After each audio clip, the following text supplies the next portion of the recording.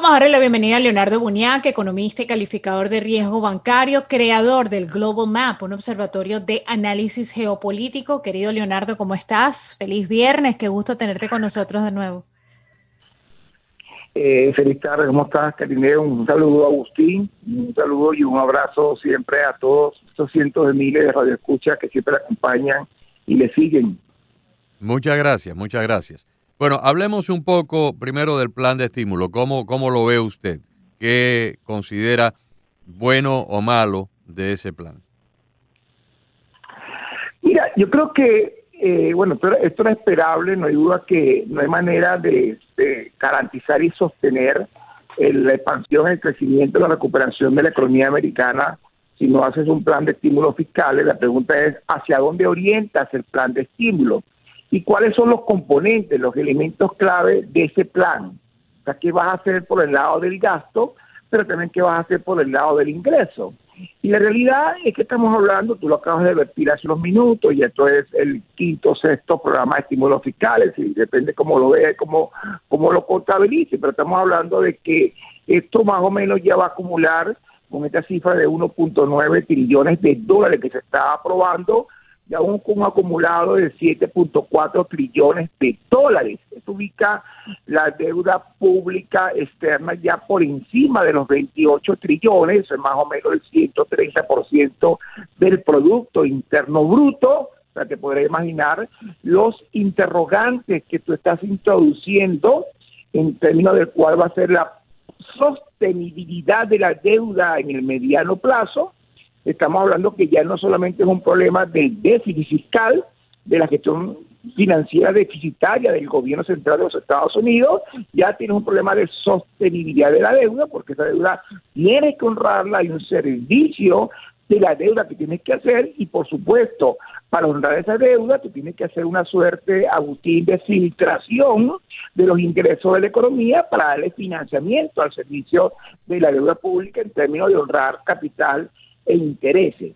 Es decir, independientemente de que la apuesta que se está haciendo, sin duda, es para sostener la recuperación de la actividad económica, aquí es muy importante entender cuál es la calidad del gasto que estás realizando, si es gasto corriente o si es gasto de inversión.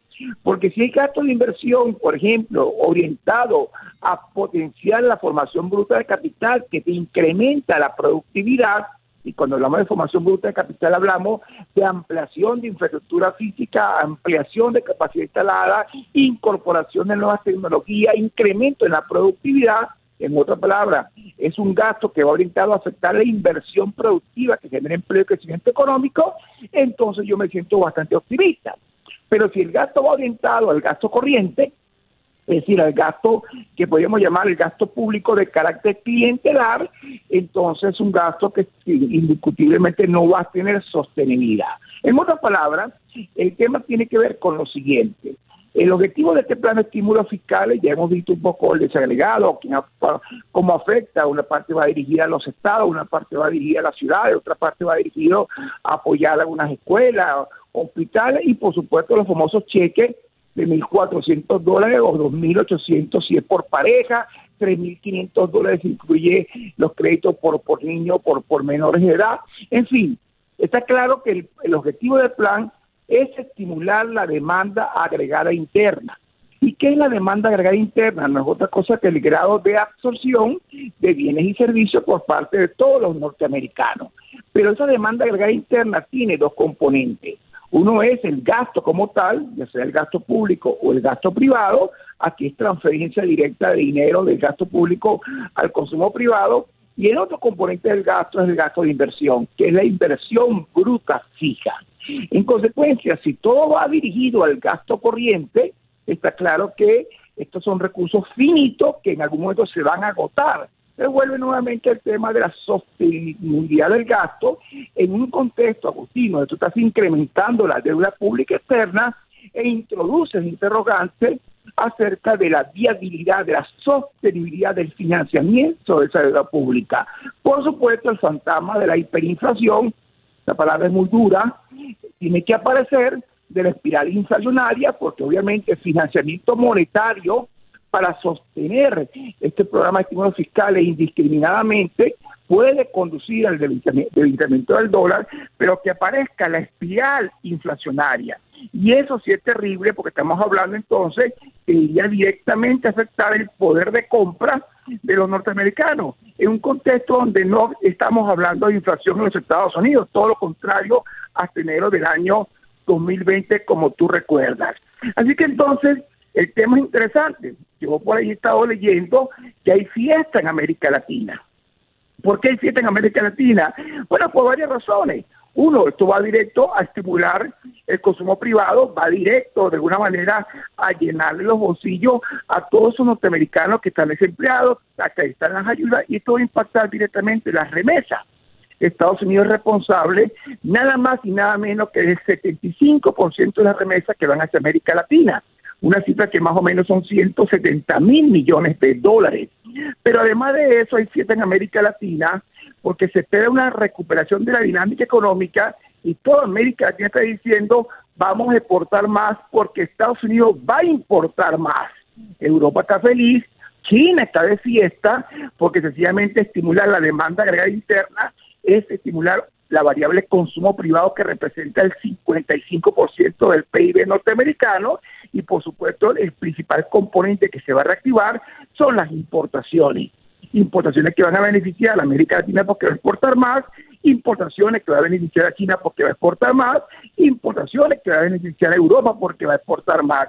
La pregunta es, ¿qué pasa con el déficit comercial de los Estados Unidos? Entonces tenemos un problema de déficit comercial que se puede incrementar, déficit fiscal y por otra parte el problema del sostenimiento de la deuda pública a mediano plazo. Ahí es donde entonces viene mi gran problema y mi gran duda que tiene que ver entonces con el lado impositivo, Agustín. ¿Y de qué te estoy hablando? Cuidado con esto cuando tú dices si hace falta incrementar los impuestos, entonces, cuidado con esto, porque resulta que aquí la variable crítica es la inversión privada, la inversión productiva y la economía norteamericana es una economía que depende de los flujos de capitales. Tú tienes déficit comercial y eso ha sido histórico en los Estados Unidos por mucho tiempo.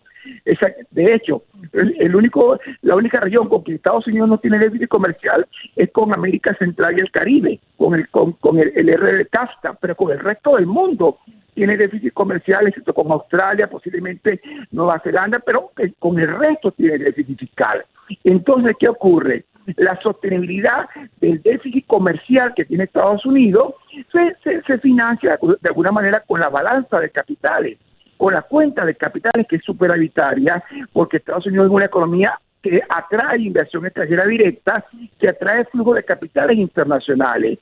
Si tú te equivocas, Agustín, con el tema de los impuestos e insistes en gravar a una economía que está en fase de recuperación y que tiene interrogantes importantes en términos de si es sostenible o no la recuperación de la economía americana, te puedes equivocar de una manera tal que vas a afectar la variable que financia la economía norteamericana, que es la cuenta de capitales de la balanza de pago. Pero Leonardo, fíjese, vamos a analizar la frase en sí que ha dicho esta señora, que no es ninguna improvisada. Esta mujer fue presidenta del Banco Central. Esta mujer sustituyó a Ben Bernanke y ha estado al frente del Banco Central durante los años en que estuvo Barack Obama en la Casa Blanca. Janet Yellen dice textualmente: el gobierno del presidente Biden aumentará los impuestos cuando se presente una necesidad de recaudar más dinero. Hasta ahí la frase. Estados Unidos ha estado operando, Leonardo y amigos oyentes y Carinés, con un déficit desde hace cerca de 20 o 25 años. Habría que remontarnos al año 1994-96, que fue la última vez que tuvimos un presupuesto balanceado. Desde ahí para acá tenemos un déficit año tras año. ¿Qué quiere decir? Que gastamos más de lo que ingresamos. Por lo tanto, durante el último cuarto de siglo ha habido una continua y constante necesidad de recaudar más dinero. ¿De qué está hablando esta señora? Si estamos corriendo este año con un déficit de cerca de 2 trillones.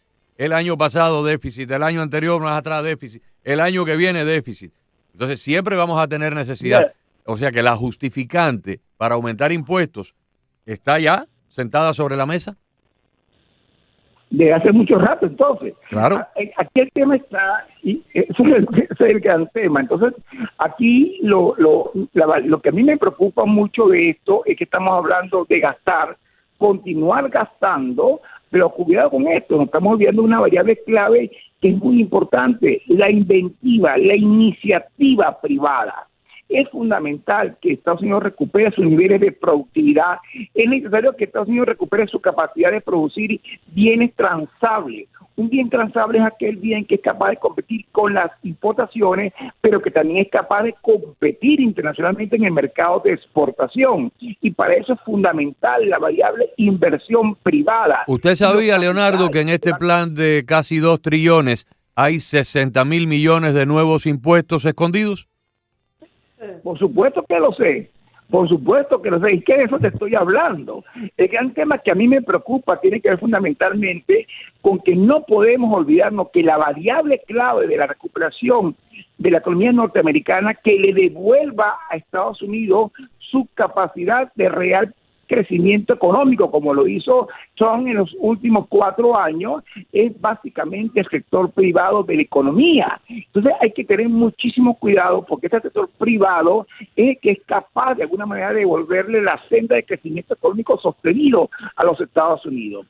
Yo creo que te lo comenté en una oportunidad, pero entre el año 2017 y el año 2016 y el año 2019, la economía norteamericana creció 7.2% en el acumulado de esos últimos 4 años, y eso fue el doble de crecimiento de la zona euro. Eso fue casi 3 veces el crecimiento del Reino Unido y de Japón. Eso fue más del doble del crecimiento de Alemania. Es decir, Estados Unidos por mucho rato fue la referencia económica del planeta. Esto es importante entenderlo. En un contexto donde China dejaba de crecer a tasa del 10% para crecer a tasa del 6,5%, generando problemas en el mercado laboral, porque si China crece por debajo de 6,5 puntos, genera desempleo por la enorme masa laboral que tiene, que cada año se incorporan 10 millones de personas del mercado laboral chino. En ese contexto Estados Unidos no dejaba de crecer, y alcanzarte en el mes de enero de 2020, pre-COVID, como tú bien sabes, tasa de pleno empleo de la economía, con una inflación cercana al 1.8% y una recuperación del salario real. Eso no tenía precedentes históricos y tiene mucho que ver con una política tributaria progresiva que creaba incentivos, obviamente, para la inversión privada, que había crecido a tasa del 4% interanualmente y había cerrado 1.2% con el gobierno de Barack Obama en su último año. Es una receta sencilla que hay que entenderla, pero que obedece a una manera distinta, Agustín, de hacer las cosas. Leonardo, mencionaste hace un rato el tema de las remesas. En algún momento en la administración pasada se habló de crear una especie de impuesto. Y me pregunta eso nunca se hizo, pero me pregunta un oyente cómo afecta el dinero que se envía en las remesas, cómo afecta a nuestra nación, o sea, cómo afecta a nuestra economía aquí en los Estados Unidos. Bueno, sin duda, te lo voy a poner de esta manera, 57% de esos 22 millones de desempleados que tuvimos el año pasado, cuando se produce esa contracción de 32 puntos en el nivel de actividad económica en la primera parte del año 2020 en los Estados Unidos, 57% de esos desempleados eran afroamericanos y latinoamericanos. Te pongo un ejemplo sencillito. En el caso de Venezuela, las remesas fueron 3.800 millones de dólares en el año 2019 y cayeron a 1.500 millones en el 2020 como consecuencia del desempleo en los Estados Unidos. En el caso de República Dominicana, del cual soy asesor del Banco Central, por cierto, te comento lo siguiente: las remesas en el 2019 fueron fueron casi 8.000 millones de dólares y cerraron por debajo de los 5.500 millones en el 2020. Es decir, Estados Unidos es responsable del 75% de las remesas que recibe América Latina. No es cualquier cosa. Significa esto entonces que el envío de remesas a América Latina, que va a ser financiado con parte del plan de estímulos fiscales de quienes reciben las ayudas, es una salida de capitales, es una transferencia unilateral de Estados Unidos hacia el resto del mundo. Cuidado con esto, sin contraprestación. Pero déjeme Entonces, ponerlo de una manera un poco más micro. Sí, adelante. Termine su idea. No, es un chiste. Solamente quería decirte que por eso es que hay fiesta en América Latina con el plan de estímulos fiscales. Claro, pero vamos a ponerlo de un punto de más micro y no tan macro para que el oyente que cuestionó o le pidió a Karinés una explicación lo entienda. ¿De dónde salen esas remesas? Esas remesas no salen ni del Banco Central de los Estados Unidos, ni se la manda el señor Bezos de las arcas de Amazon. Esas remesas salen de mi vecino, que es hondureño y le manda $300 a su mamá en Honduras, el otro señor que es nicaragüense y le manda $200 a su primo en Honduras, el cubano que le manda a su papá en Cuba le manda $500 y el venezolano que le manda $100 a alguien en Maracaibo. En cada uno de esos envíos va un dinero que deja de circular acá en Miami o en Nueva York o en Houston o en California o donde la persona que es el remitente vive. $300, $500. Claro, Agustín. Ya que abriste la puerta, te lo digo más claro. Ese es dinero que deja de generar empleo en Estados Unidos para generar empleo en Venezuela, exacto, en Guatemala. Pero es un dinero que la familia que envía ese dinero cubre aquí en Miami sus necesidades básicas. Echó gasolina, pagó la letra del carro, cumplió con la renta si está alquilado o con la hipoteca si es dueño. ¿Qué dinero se quita esa persona para mandarle a su pariente en América Latina? El dinero discrecional, el dinero con el cual compraría un juego de muebles o un televisor o un restaurante o algo que no es de primera necesidad. Y ese dinero tiene un efecto multiplicador porque ese dinero circulante que deja de circular tendría un efecto de 3x1, 4x1, a veces hasta 7x1. Y se va del país. Yo la semana pasada di una conferencia en la ciudad de Caracas, por Zoom, donde el grueso de las personas me preguntaban cuál era el impacto en las remesas para Venezuela del plan de estímulos fiscales que se estaba aprobando en el Congreso de los Estados Unidos. Para que tú tengas idea, la fiesta en América Latina, y vamos a regionalizarlo. 1.2 millones de dominicanos, porque manejo la cifra, que viven en la ciudad de New Jersey, que viven en Nueva York, envían casi 8.000 millones de dólares a República Dominicana. Pero ahora hablemos de los salvadoreños, que están ubicados ¿dónde? En la ciudad de Los Ángeles. El Salvador tiene 6 vuelos diarios a Los Ángeles. Ese 1.500.000 que están allí en Los Ángeles, no lo vas a creer, envían 6.000 millones de dólares a El Salvador, pero en Guatemala recibe 10.000 millones. Yo me sé las cifras casi de memoria porque las trabajo a diario. Guatemala son 10.000 millones, pero México son 50.000 millones de dólares. Leonardo, si ese dinero se quedara aquí en Estados Unidos, con el efecto multiplicador superaríamos $1 trillón anuales. Pues está claro, por los encadenamientos internos de eso. No es que esté yo en contra de las remesas, lo que te quiero decir de alguna manera es que son realidades donde succiona un capital enorme, un capital que tiene... Es una filtración. Sí, señor. Es una filtración, eso se llama, es una filtración de ingresos que tiene la economía norteamericana y que obviamente va a generar empleo en otro sitio. Igualmente con los Estados Unidos, con este plan de estímulos fiscales, por eso es que hay fiesta en América Latina. Ya los cálculos lo están haciendo, todos los economistas están haciendo los cálculos de cómo se beneficia cada país en el componente exportador, porque claramente con problemas de productividad en la economía norteamericana, este incremento en el gasto de consumo va a estimular las importaciones, impactando por supuesto materias primas, productos intermedios, productos semielaborados y productos terminados en diferentes partes del mundo, y cada quien comienza a sacar su cuenta. Al final, Estados Unidos tiene un mayor déficit comercial, cuidado con esto, que hay que financiarlo. ¿Y cómo se financia? Se financia con emisión de deuda o se financia vía balanza de pago. Si tú a nivel impositivo te vas contra el sector privado de la economía y creas condiciones adversas para que la inversión internacional venga, tú lo que estás haciendo es abrir la brecha.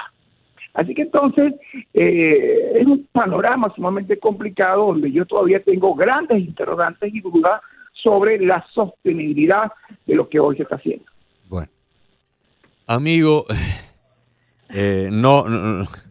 no luce muy bien esto. El panorama no es prometedor, no es halagüeño, no es más bien sombrío. Hay tareas que hacer, hay tareas por hacer. Sombrío, diría yo. Sí, señor. Muchas tareas. Sí.